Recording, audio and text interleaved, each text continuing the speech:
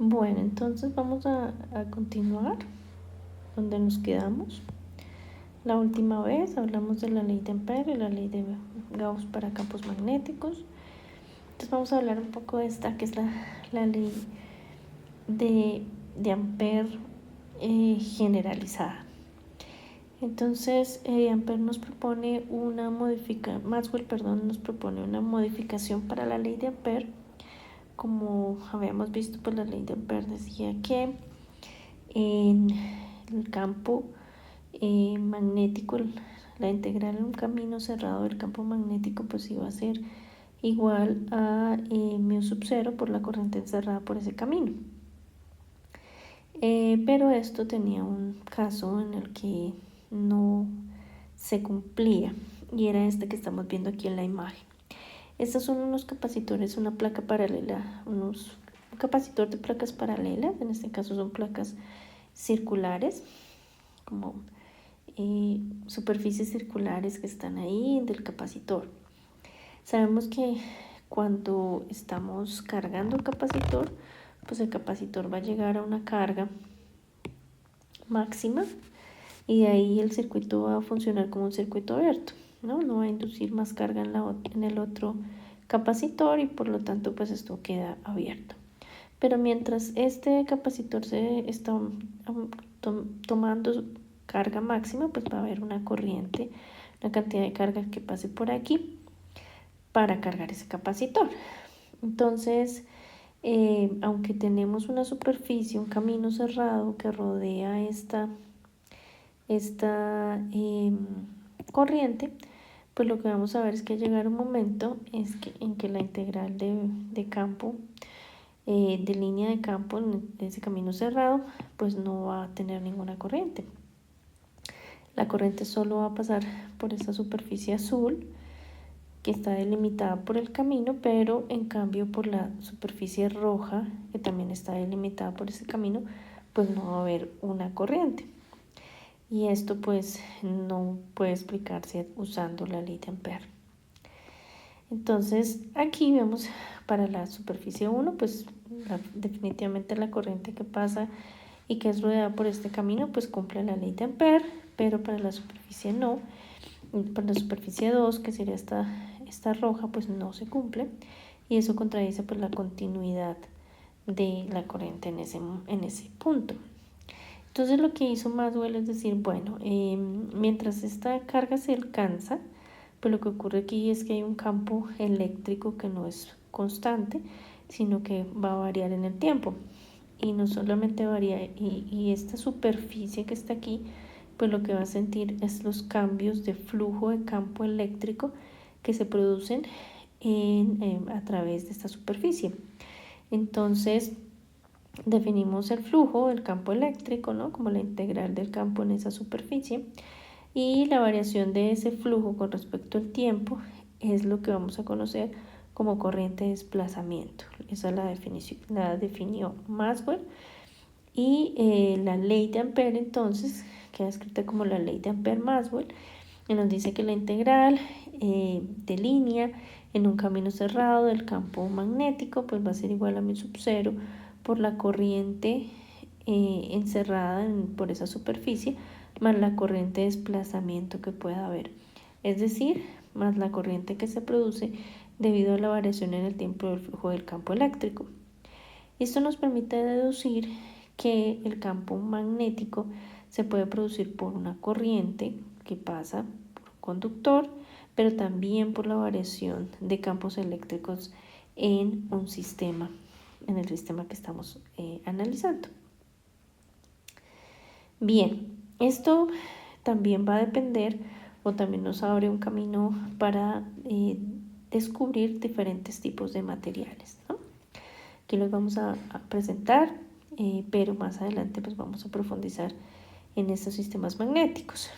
Lo primero es que definimos un momento magnético de los átomos. Entonces, aquí tenemos un átomo, el átomo tiene un spin, en este caso tenemos un electrón, ¿no? El modelo clásico es que el electrón gira, esto le da una propiedad que es el spin. Entonces el momento magnético orbital de ese spin pues está definido así como mu, y está definido como la carga sobre 2 veces la masa de ese electrón por el momento angular orbital del mismo. Entonces este momento magnético se ve afectado por campos magnéticos externos que se pongan en el material. Usualmente hay materiales que se dicen o sustancias no magnetizadas, se quiere decir que esos momentos magnéticos están encapsulados en regiones específicas del material y pues su distribución es totalmente aleatoria, ¿no? Si cuando ponemos un campo magnético, esto que está aquí pues se llaman dominios magnéticos. Si por otro lado cuando pongo un campo magnético externo hay una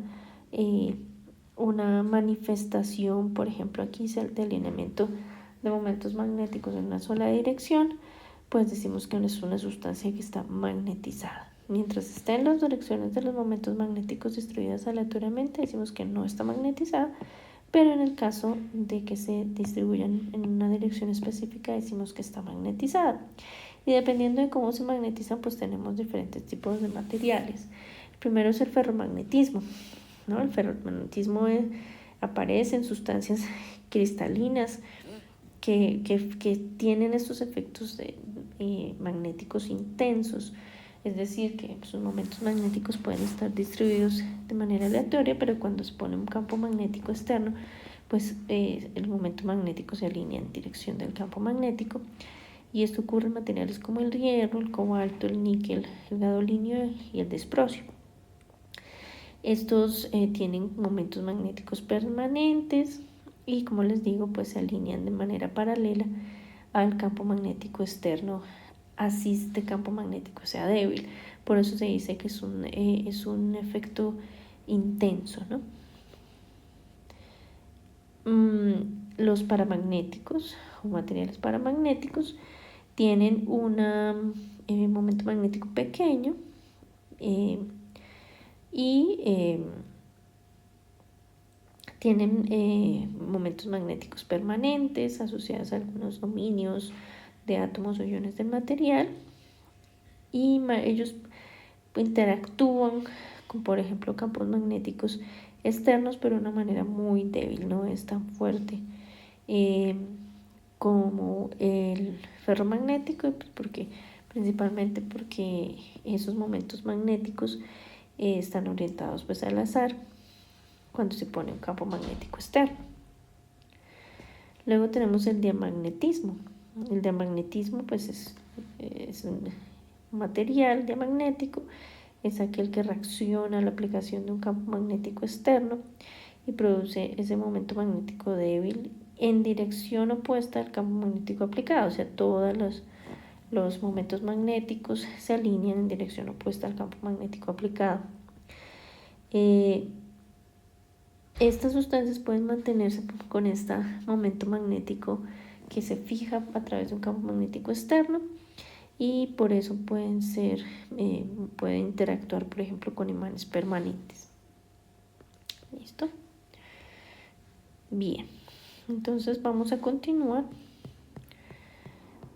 con la ley de inducción de Faraday. Vamos a hablar de esa ley de inducción, cómo esa ley de inducción nos define lo que es la fuerza electromotriz inducida, la que se llama FEM, la FEM del movimiento, la ley de Lenz, el campo eléctrico inducido, los motores y las corrientes que pueden aparecer parásitas en un sistema como este.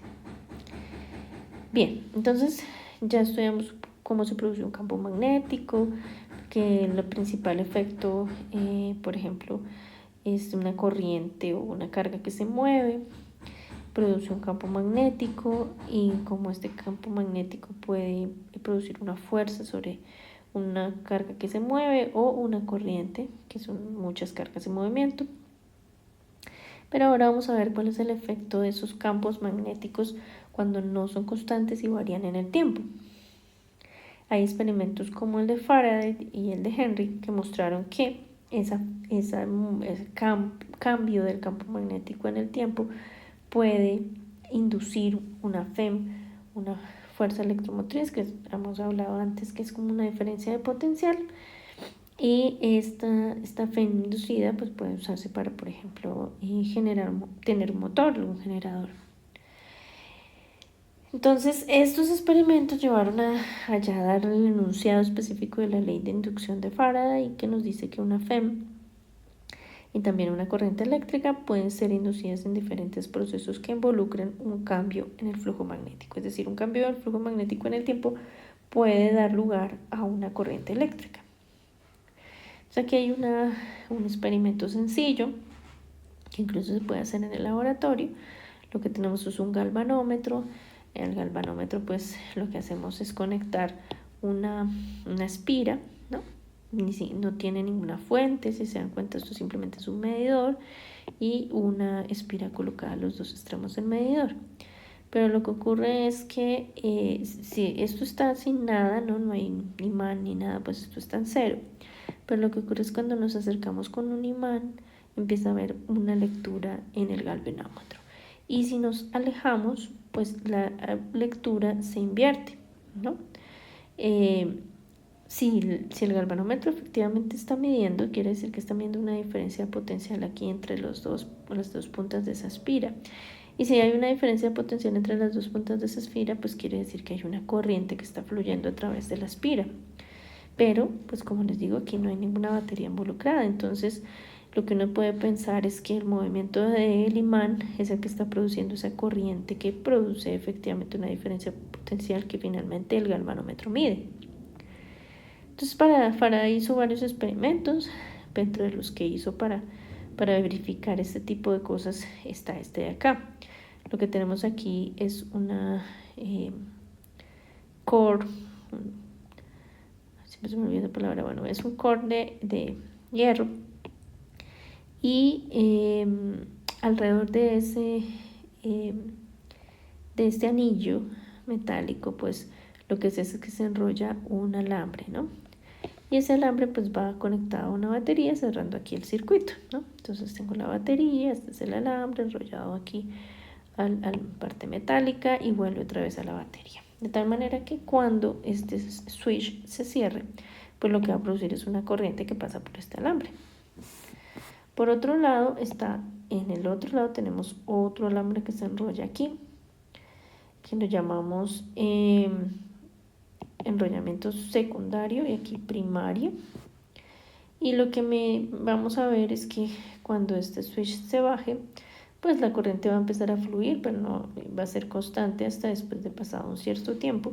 Mientras esa corriente se estabiliza, pues resulta que en el galvanómetro se mide alguna diferencia de potencial. Entonces la pregunta es, bueno, no estoy conectando estos dos alambres, ¿no? Son independientes. Entonces hay algo en el momento en que cerramos el switch que hace que por esta evanado se pase alguna corriente y por lo tanto aquí este galvanómetro también lo sienta. Entonces aquí tenemos como el resumen de lo que se puede ver. Cuando el interruptor se cierra, la aguja del galvanómetro se desvía en una dirección y luego regresa a cero. Entonces mientras se cierra, lo que pasamos de una corriente cero a alguna corriente. Entonces en algún intervalo de tiempo, así sea pequeñito, pues hay un cambio, una variación de la corriente con el tiempo. Y mientras esta variación de corriente con el tiempo se mantenga, pues el galvanómetro hace una medida. Cuando ya esta corriente se mantiene continua, la misma corriente sin variar en el tiempo, pues el galvanómetro regresa a cero. Lo mismo ocurre cuando el interruptor se abre, pues cuando el interruptor se abre, pasamos de tener una corriente de algún valor a tener una corriente cero. Por lo tanto, en un instante de tiempo, pues esa variación de la corriente va a depender del tiempo. Y lo que vemos es que el galvanómetro ahora se deflecta, por ejemplo, si antes se deflectaba para esta dirección, ahora se deflecta en dirección contraria y luego vuelve a cero. Entonces, con estas observaciones, lo que Faraday demostró es que la FEM, o sea, la diferencia de potencial que se pone para una batería inducida en el circuito secundario, es provocada por la variación del campo magnético en el tiempo a través de la bobina primaria. Entonces aquí, mientras se establece la corriente, pues pasa una corriente, como les decía, cuando se cierra de cero a algún valor, pero esa corriente genera un campo y si la corriente no es constante y depende del tiempo, pues el campo también depende del tiempo, el campo está variando en el tiempo, esta segunda espira lo siente y al sentirlo genera una corriente aquí en este vanado que es la que es secundario, que es la que en última se mide en el galvanómetro. Entonces las conclusiones a las que llegan con el experimento es que la corriente puede producirse por la variación de un campo magnético. Y una corriente no se produce mediante un campo magnético estable, es decir, que no varía en el tiempo. La corriente en el circuito es instantánea solo mientras el campo está variando. O sea, si la corriente cambia, pues el campo cambia. Si el campo no cambia, la corriente se mantiene constante. El circuito secundario se comporta como si hubiera conectado una FEM, o sea, como si hubiera puesto una batería durante algún lapso de tiempo, pero cuando se abre o cuando se cierra el switch, aquí se marca alguna diferencia potencial, quiere decir que aquí hay una corriente, es como si estuviera conectado a una batería por un momento pequeñito. Y por último, una FEM inducida se produce en un circuito secundario porque hay un campo magnético variable. Entonces, ¿cómo vemos esa ley de inducción de Faraday? Pues la ley de inducción de Faraday nos habla de una FEM que se indujo, ¿no?, en el circuito secundario. Entonces dice que la FEM es directamente proporcional a la rapidez de cambio del flujo magnético con el tiempo a través de la espira. Entonces la FEM es igual a la variación del campo magnético en el tiempo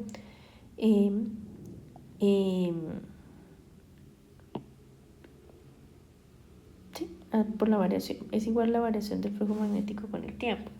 Obviamente, si la espira es una sola, pues tenemos esta variación neta. Pero si tengo n espiras, pues tengo que ver cómo varía ese flujo de campo magnético en el tiempo de las n espiras. Entonces, ¿cómo es la ley de inducción de Faraday? Pues esta es una forma de verla, ¿no? Entonces, lo primero que tenemos que ver o que encontrar es el flujo de campo magnético. Entonces aquí lo que tenemos es una espira, pero es una espira rectangular y a través de esa espira está pasando un campo magnético. Entonces quiero saber cuál es la FEM inducida en esa espira rojita. Y para hacerlo, pues entonces voy a tomar la definición. El flujo magnético pues es el producto punto entre el campo magnético y el área, integrado, ¿no?, en toda la superficie, por eso es el área total.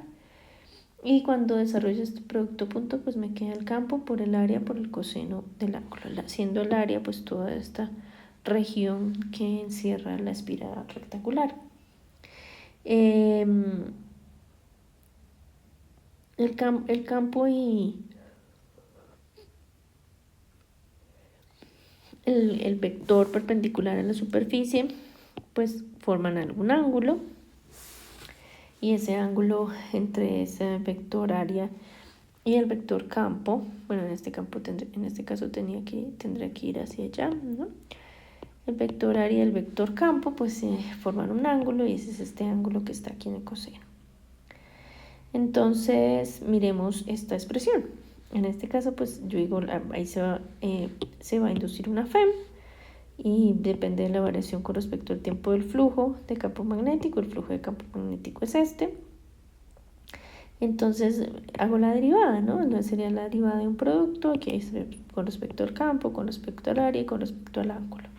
Entonces cuando hago la derivada pues puedo ver que esa FEM inducida aquí en esta espira rectangular pues va a cambiar dependiendo de si cambia el campo o si cambia el área o si cambia el ángulo o si cambian los tres, ¿no? Porque esa derivada cambia. Entonces aquí está, ¿no? La derivo, por ejemplo, con respecto al campo. Me queda la derivada del campo con respecto al tiempo por a coseno de teta. Después la derivo con respecto al área. Y después la derivo con respecto al ángulo, ¿no? Al tiempo del ángulo, ¿no? Y ahí pues puedo ver si el área se mantiene constante, pues esta de aquí va a 0, o si el campo se mantiene constante es igual a 0, pero se podría inducir una FEM solamente por tener un ángulo que cambia en el tiempo, un ángulo relativo entre el campo y el vector área que cambia en el tiempo. Y sí, o puedo tener también, si el área está variando, pues puedo tener la FEM solo por esa parte o esa más la suma de otra parte de esa suma, pues de ese desarrollo de la derivada. Entonces, ¿cuáles son las formas en las que se puede inducir una FEM en una espira? Primero, pues si el campo magnético depende del tiempo, pues se genera una FEM. Si el área cerrada por la espira también depende del tiempo, pues también se produce una FEM. Si el ángulo entre el campo y el vector área dependen del tiempo, pues también genera una FEM. O si tengo alguna de las combinaciones, digamos si varía el campo y el ángulo, o si varía el área de la espira y el campo, o si varían las tres al mismo tiempo, pues esas son las razones de que se produzca una inducción.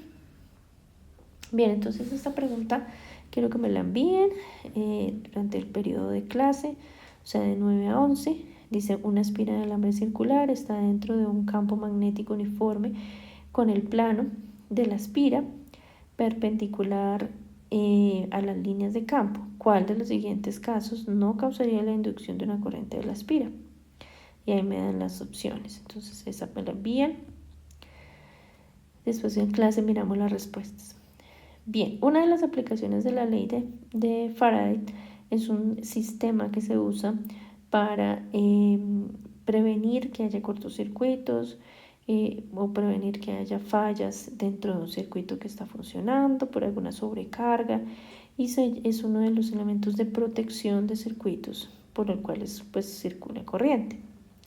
En este caso pues es un sistema por el que circula una corriente alterna, es decir, es una corriente que depende del tiempo, es decir, que está variando.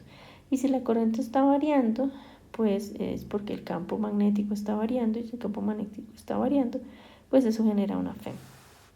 Entonces, lo que ocurre es lo siguiente, pues aquí hay una corriente que va en una dirección y una corriente que va en la otra. Y estas, así sean corriente alterna, pues está, no varía o no cambia en el tiempo. Siempre es el mismo, por ejemplo, sinusoidal, con la misma amplitud, y esta también. Entonces, eso tiene un flujo neto, y ese flujo neto se mantiene en el tiempo. Pero si por alguna razón hay una sobrecarga o hay alguna falla en este sistema, pues algunas de la corriente pues va a cambiar en el tiempo. Y al cambiar en el tiempo genera un campo magnético que cambia en el tiempo y que induce, entonces esta falla en la línea pues va a ser nuestra bobina primaria, y esa va a inducir en esta bobina secundaria, y esto tiene una diferencia potencial que le manda a este sistema ya mecánico que corte la línea, ¿no? Que corte la corriente, que no deje pasar más corriente, y de esta manera pues protejo el sistema. Otra aplicación que es muy bonita es la guitarra eléctrica. Resulta que en la guitarra eléctrica, aquí en estos puntos, pues la cuerda tiene un pequeño imán, ¿no? Y que es la que está aquí. Entonces, esa porción magnetizada de la cuerda, al tocar la cuerda, pues va a hacer que esto vibre, y va a vibrar con cierta frecuencia, con una función que cambia en el tiempo. Y al cambiar en el tiempo, el campo magnético cambia en el tiempo, y el campo magnético aquí induce una corriente de tal manera que en el amplificador de la guitarra, pues eso se traduce como una diferencia de potencial. La naturaleza de esa corriente inducida pues va a depender de la frecuencia a la que se mueva este imancito, que va a depender de la cuerda en la que esté, la nota que estoy tocando, y por lo tanto cada diferencia de potencial que se manda al amplificador de la guitarra pues corresponde a una nota, o se puede traducir a una nota específica, y pues se genera la música que pues, se toca en la guitarra. Bien, ahora miremos qué pasa con la inducción cuando tengo, o sea, necesito una corriente que varía en el tiempo, pero si por alguna razón ese material, ese conductor por el cual está fluyendo la corriente, pues está moviéndose, pues esto también va a producir cambios en el flujo magnético ahí y por lo tanto una FEM inducida. Entonces, por ejemplo, aquí tenemos el caso de un conductor eléctrico. Por este conductor eléctrico lo pasamos, tiene unas cargas, ¿no? Lo pasamos por un campo magnético, empieza a moverse toda la varillita conductora en una dirección específica. Y aquí tenemos un campo magnético que entra en la página, ¿no? Entonces, lo que va a pasar es que los electrones dentro del conductor pues van a sentir esta fuerza, ¿no? La fuerza magnética. Digamos que la carga negativa si hacemos la ley de la mano derecha, pues ponemos la mano en dirección de la velocidad a la que se mueve la varilla y cerramos hacia el campo magnético y lo que encontramos es una fuerza en esta dirección, pero como es una carga negativa, pues se traduce en una fuerza en esta dirección. Lo que va a pasar es que todas las cargas negativas se van a acumular en un lado del conductor y las cargas positivas en el otro, generando una diferencia de potencial dentro del conductor. Entonces, en este caso, como se divide también, esperen que borre esto que sí me interesa, como se genera una acumulación de carga negativa aquí abajo y una acumulación de carga positiva arriba, pues lo que se genera es un campo eléctrico, es como si fuera un sistema de placas paralelas, pero dentro de un capacitor de placas paralelas, pero está dentro de este conductor y toda la carga positiva está en este extremo y toda la carga negativa está en este extremo. En este caso el campo eléctrico va a estar así como está en esa dirección y también va a generar una fuerza, ¿no? La fuerza eléctrica. Entonces, cuando ya acumulamos las cargas en los extremos, pues la fuerza magnética y la fuerza eléctrica se van a equilibrar. La fuerza magnética pues va a ser igual a la magnitud, ¿no? La carga, la velocidad por el campo magnético, aquí suponiendo que me faltaría el seno del ángulo, pero como el ángulo entre el campo y la velocidad es de 90 grados, pues el seno de 90 es 1 y por eso nos queda esta expresión para la fuerza magnética. Ahora, la fuerza eléctrica que sienten las cargas pues va a ser proporcional a la carga por el campo. Si la carga es positiva, pues va a sentir una fuerza en dirección positiva, si es una carga negativa en dirección opuesta. Entonces, la diferencia de potencial que se genera entre esos dos extremos de la varilla, entre este extremo y el otro, pues también es como en un capacitor, sería igual al campo por la longitud de la varilla, que sería la longitud de la varilla, pues la que me mide la carga negativa. En realidad está dibujada muy dentro de la varilla, pero en realidad lo que pasa es esto. De tal manera que esa distancia entre los extremos de la varilla corresponde a la distancia entre las dos placas paralelas de un capacitor. Y ahí habíamos calculado que la diferencia de potencial es igual al campo eléctrico por la longitud, pero el campo eléctrico, despejándolo aquí de esta primera expresión, pues aquí me queda que el campo eléctrico es campo magnético por velocidad. ¿Listo? Entonces me queda positiva también la diferencia potencial, por lo cual la diferencia potencial está más alta para medida con la carga en los extremos, ¿no? Entonces aquí se dice, se mantiene una diferencia potencial entre los extremos del conductor siempre que haya movimiento a través del campo. Si el movimiento se invierte, lo mismo ocurre con la polaridad de la diferencia potencial. Es decir, si ya por ejemplo en vez de que el campo entre lo pongo saliendo, pues entonces la dirección de acumulación de estas cargas sería diferente. Y bueno, si el movimiento se invierte, lo mismo ocurre con la polaridad de la diferencia de potencial. Si el movimiento va para la otra dirección, pues lo que pasa es que las cargas positivas se van a acumular a este lado y las negativas al otro. Ahora vemos otra manera de FEM en movimiento. vamos a tener una barra conductora. Esa barra conductora, se está moviendo sobre unos rieles metálicos, que son estos que están aquí. Están unidos a una resistencia y esta distancia, pues entonces como se está aplicando una fuerza hacia la derecha, pues la velocidad que toma es hacia la derecha también, de tal manera que esta distancia X pues va a ir aumentando. La longitud de la varilla pues es la distancia también entre los rieles, entonces esto se va a mantener fijo. En este caso, entonces al aplicar una fuerza en esta dirección, tengo una velocidad en esta dirección. Si hago la ley de la mano derecha con respecto al campo aplicado, pues lo que encuentro es que hay una fuerza que va en dirección hacia arriba, es decir, las cargas positivas se van a mover hacia arriba y las negativas hacia abajo, generando una diferencia de potencial que me da esta corriente que está aquí. Entonces esta corriente va a empezar a fluir también por la barra conductora, porque que esa barra que se está moviendo es una barra conductora. Y si hago la corriente producto cruz, o sea, el vector longitud, que iría en esta dirección hacia arriba, porque la corriente va en esta dirección hacia arriba, y hago producto cruz con el campo, pues lo que va a tener es una fuerza en esta dirección. Entonces esto me va a generar una corriente. Aquí está el mismo circuito, pero en vez de varilla pues estamos poniendo esta FEM, y esta FEM que se induce pues va a ser igual a la variación en el tiempo a menos la variación en el tiempo de el flujo magnético, ¿no?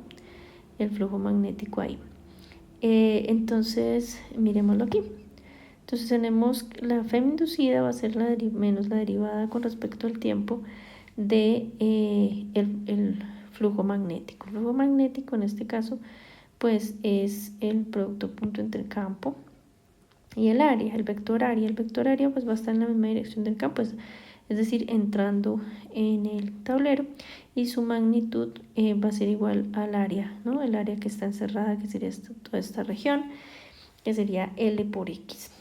Entonces la derivada con respecto al tiempo pues puede ser la derivada, por ejemplo, del campo o de la longitud o de X. Cuando entro aquí hago la derivada de un producto, pero el campo en este momento es fijo, la longitud de la varilla es fija y lo único que me queda es esta distancia X, que va a ir aumentando a medida que la varilla se va moviendo, y esa distancia X con respecto al tiempo pues es la velocidad.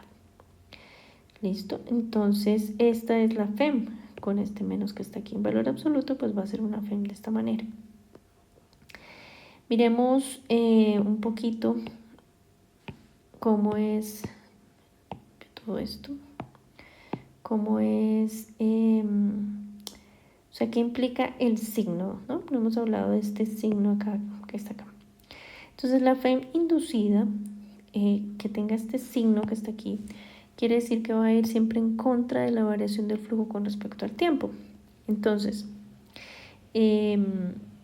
si por ejemplo estoy moviéndome así hacia la derecha como en esta gráfica, pues lo que va a ocurrir es que el flujo va a ir aumentando. Entonces se va a generar una corriente, y esa corriente, si se dan cuenta, esa corriente pues va a producir un campo también, ¿no? Este es el corriente aplicado, o sea, el campo aplicado va así, pero a medida que la corriente se forme, pues ella también va a generar un campo. Y si ponemos el dedo gordo en dirección de la corriente, vemos para dónde está yendo el campo, y el campo va a estar en contra. Por ejemplo, en este punto el campo va a estar saliendo, o sea, entonces alrededor de esta corriente por aquí va a estar saliendo el campo y por aquí va a estar entrando. Entonces, si nos damos cuenta, este campo que se genera por la corriente en el circuito está en contra del campo que está entrando ahí. Es decir, está tratando de disminuir el cambio en el flujo del campo magnético en el tiempo. Entonces esta FEM inducida siempre se forma a partir de una variación del flujo magnético que trata de oponerse a la variación inicial. Entonces aquí nos dan un ejemplo. ¿Qué pasa cuando muevo la varilla a través de los rieles? Pero en este caso quiero ver la potencia que se genera. Entonces la definición de potencia es la fuerza aplicada por la velocidad con la que se aplica. Entonces esta fuerza, que como les explicaba, pues si muevo para allá la varilla, pues se va a generar una corriente que pasa en esta dirección. Si utilizo esta expresión, pues la corriente me va a dar una fuerza en esa dirección. Esa fuerza tiene una magnitud de corriente por longitud por el campo. Entonces la pongo aquí, corriente por longitud por el campo, multiplicada por la velocidad. Pero por otro lado, pues sabemos que esa corriente, usando la ley de Ohm, pues va a ser igual a la FEM inducida, que ya dijimos que longitud por campo magnético por velocidad sobre la resistencia. Entonces reemplazo esta corriente por campo, por longitud, sobre resistencia, por velocidad, y me queda esta expresión para la potencia. Y esta que está aquí, pues es la FEM al cuadrado, ¿no? Campo magnético, longitud por velocidad, es la FEM al cuadrado sobre la resistencia. Entonces, siguiente pregunta, esta que está aquí. Resulta que aplico una fuerza que me mueve la varilla en una dirección. La pregunta es si se incrementa la fuerza de forma que la velocidad constante de la varilla se duplica a 2 veces la velocidad inicial, pues cuáles son los nuevos valores para la fuerza. Entonces contesten ahí.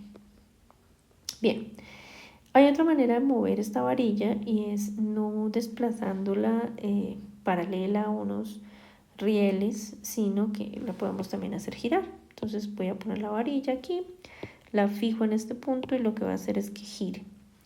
Y ya sabemos que la FEM que se induce ahí es menos el campo magnético por la longitud, por la velocidad.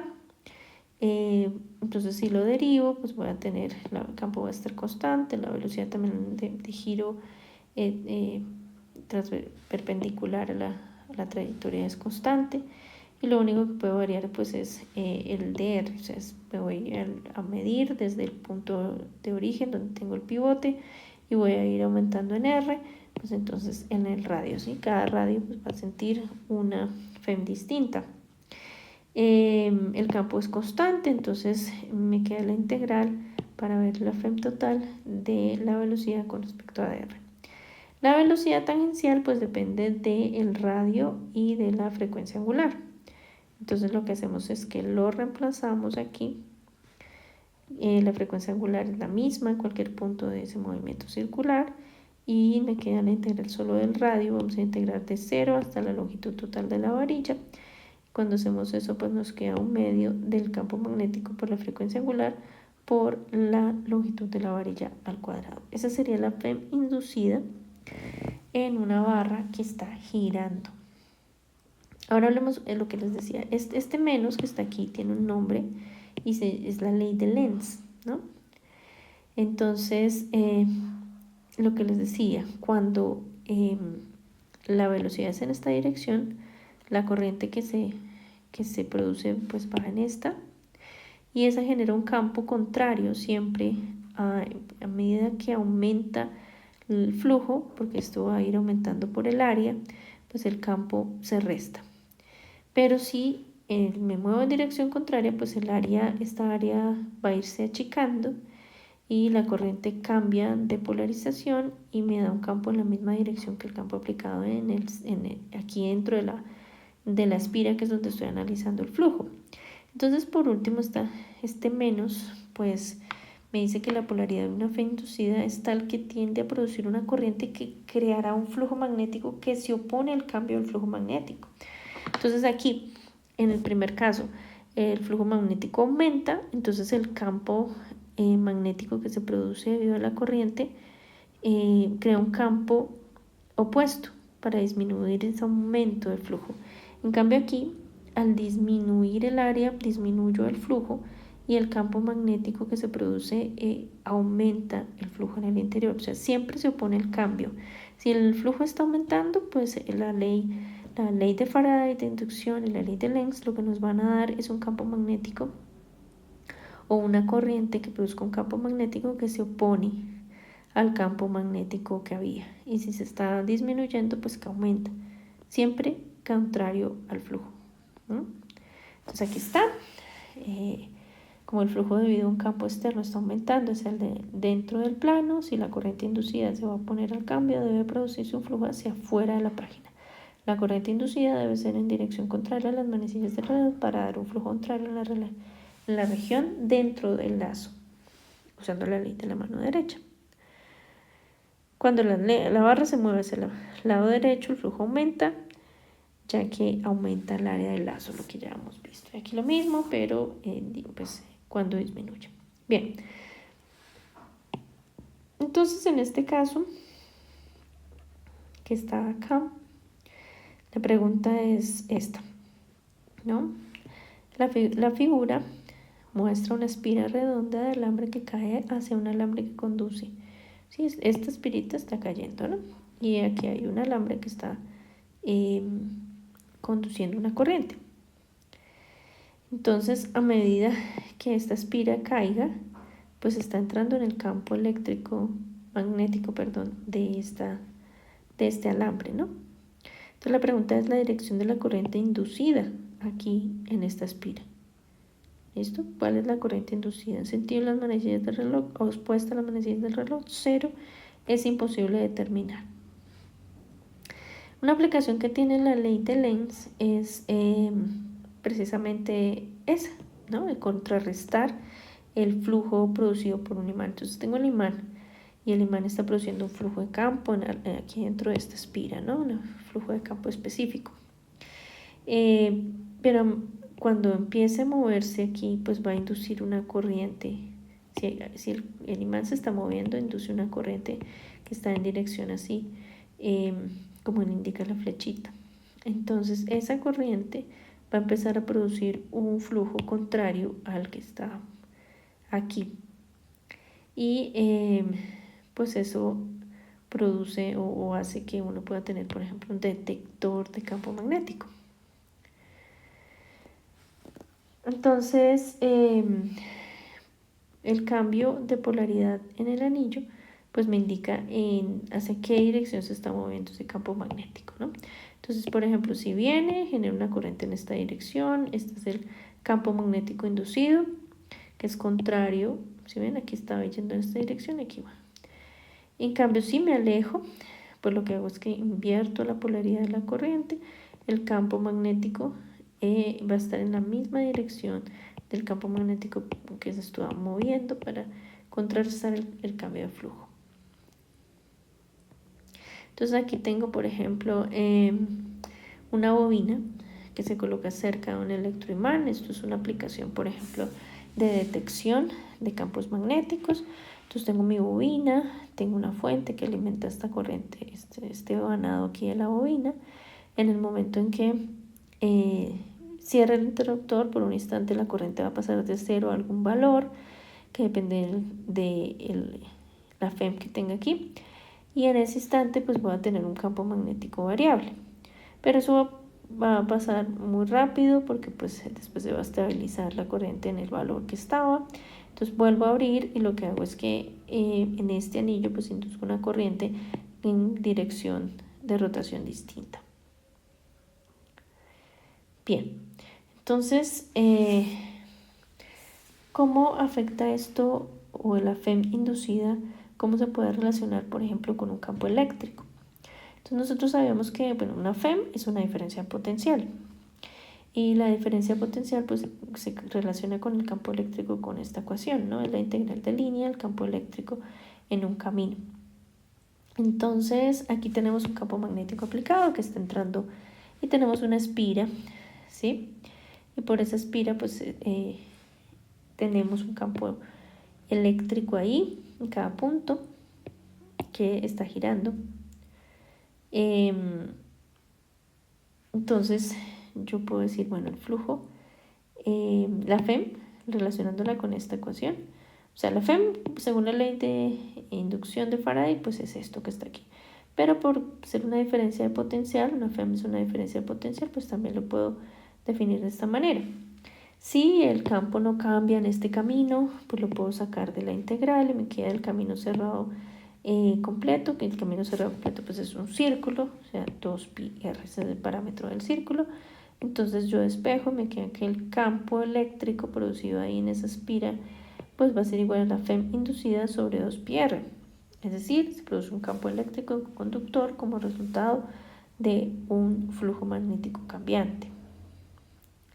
Entonces, en general, la forma integral de la ley de Faraday pues sería esta, ¿no? Pues voy a relacionar esta que está aquí, en vez de escribir la FEM, voy a poner el campo eléctrico, la integral de línea en un camino cerrado del campo eléctrico, pues va a ser igual a menos la variación del flujo magnético con respecto al tiempo. Entonces el campo eléctrico inducido de esta ecuación es un campo no conservativo, no es como otros campos que hemos visto, generado por un campo magnético cambiante. Por ejemplo, miremoslo en un solenoide. Entonces, en el solenoide voy a poner una corriente que dependa del tiempo, como esta que está aquí. Depende del tiempo, como un coseno de omega t, tiene una corriente, una amplitud específica. Entonces, cuando empieza a pasar por aquí esta corriente, pues va a generar un campo magnético que depende del tiempo. El área pues va a ser el área de este círculo, el área no va a cambiar, pero el campo magnético sí, así que voy a tener una diferencia, una variación del flujo con respecto al tiempo. Entonces, como les decía, el área no va a cambiar, pero lo que varía es el campo. Y yo sé que el campo, por ejemplo, en el centro aquí de la espira es mu sub 0 por n por i, pero la corriente es una corriente variable. Entonces, voy a aplicar la otra parte, o sea, esta es la parte, la primera parte de la ley de Gauss, perdón, la ley de inducción de Faraday. Yo puedo hacer la derivada con respecto al tiempo del campo, que es este. Esta es una constante, corriente máxima, entonces me queda solo la derivada del coseno y eso me queda menos el seno, ¿no? Entonces ese menos pues se va con este y me queda mu sub 0 por n por i por el seno del ángulo, por la variable interna aquí, doble omega. Entonces el flujo total me queda el área, el menos se va con el menos de la derivada y me queda este lado. Y por el otro lado, el campo eléctrico ahí, sería en esta espira, por ejemplo, se mantiene constante. Me queda la integral de solamente el perímetro es 2πr y igualo las dos ecuaciones y ahí puedo pues despejar el campo eléctrico, ¿no? Solamente pues pi se va y paso a dividir el 2r y ya tengo el campo eléctrico inducido por un campo magnético variable. Entonces, ustedes recuerdan cómo era el campo magnético de un solenoide, depende del número de vueltas por unidad de longitud, la corriente, el mu sub 0. Ahora,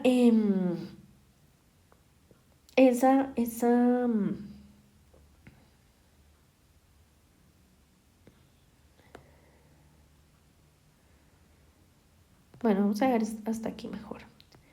Luego seguimos con esto. Entonces, por último, la ley de inducción de Faraday pues nos relaciona el campo eléctrico con el campo magnético. Esto es muy importante, ¿no? Aquí está.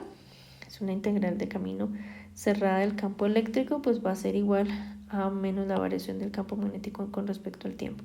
Es decir, puedo tener campos eléctricos que se producen por la variación de un campo magnético. Y esto va a ser muy importante porque esto nos va a llevar a la ecuación de onda, que es la ecuación de las ondas electromagnéticas, donde lo que vemos es que hay una relación entre el campo eléctrico que se produce, que depende del tiempo, y el campo magnético, que también depende del tiempo, que en últimas forman la onda electromagnética. Bien, eso es todo. Muchas gracias.